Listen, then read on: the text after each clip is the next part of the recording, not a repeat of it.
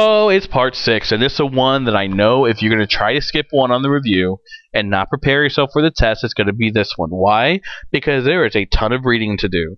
You guys, don't be afraid of this. It's actually a really easy question. You guys know the answer to it, but it's one that's important to practice before the test tomorrow. You guys catching my drift? So let's check this out. Mike and Teresa, hey, Mike's my name. Hey, Teresa, Miss Norton's name, are two students at OJHS, and they're talking about getting tardies and tardy referrals. So Mike said, and I'm going to try to do Mike's voice, man, I always get these stupid referrals because the stupid teacher keeps counting me stupid tardies to class. I keep getting stopped by my friends in the halls, and they just want me to talk to them and walk them to class, and class on the other side of school. Then Mr. Stern gives me the referrals for after-school detentions. Okay, so I said that purposely with like a snotty voice because this person, whoever this person may be, is acting kind of dumb. So if I were to ask you who this person is blaming for everything, it seems pretty obvious. He's blaming his friends. I keep getting stopped by my friends because they want to walk them to class on the side of school, then Mr. Cerna gives. Nothing seems to this guy like he's actually the cause of it. Now, I don't know if that's entirely accurate, but that's what's going on. So that's something to consider. Now, let's talk about Teresa. Teresa's also having issues with tardies, but I think she's approaching a little different way. Teresa commiserated. Commiserate means talking to someone who's feeling bad because you're also feeling bad, and together you guys just kind of feel bad together. So Teresa commiserated. Yeah. Oh, let me do a girl voice. Yeah, I'm getting lots of tardies too. I can't do that. I'm sorry, I can't. I tried.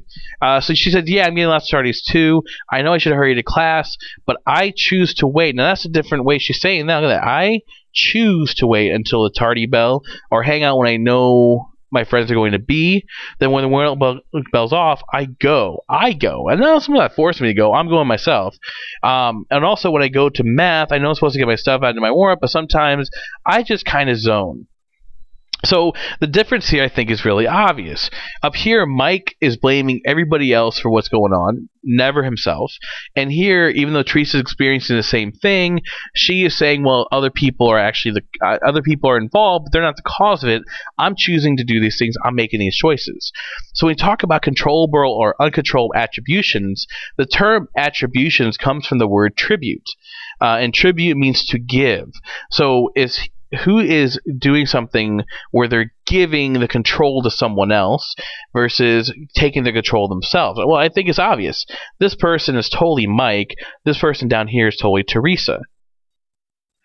Teresa is saying all these things are happening, but I could actually control what's going on. I can make the choice not to go to talk to my friends, or not to get a drink, or to do my warm-up when I walk in the door, like Mrs. Norton and Mrs. Collins have been saying since the beginning of the freaking year. Okay, and not get these tardies. I'm just not going to do that for whatever reason. Up here, Mike hasn't even considered that he's the one really at the core of being able to change things. He's saying, I have no control over everything. It's Mr. Cerna's fault. It's my friend's fault. It's the architect's fault who built the school because they made it in such a way where my friend's classes are on the other side of the school.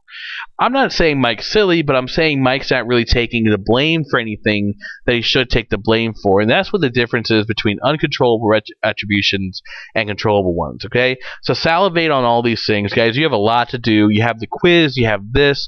You guys can make those foldable notes if you want to, and prepare yourself for tomorrow. It's up to you. But you do have a test tomorrow, guys. Please study.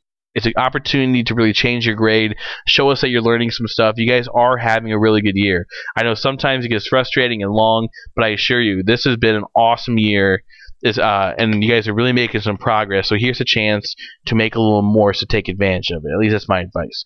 So you guys can watch these videos. You guys can watch the old videos that are still in Edmodo.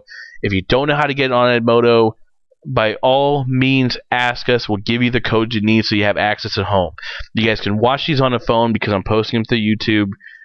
There's lots of ways to get this material if you want it. Think about Eagle Hour. Think about study halls. Think about advisories. Get the stuff you need so you do better for tomorrow. Okay? So good luck. Best of luck. Study hard.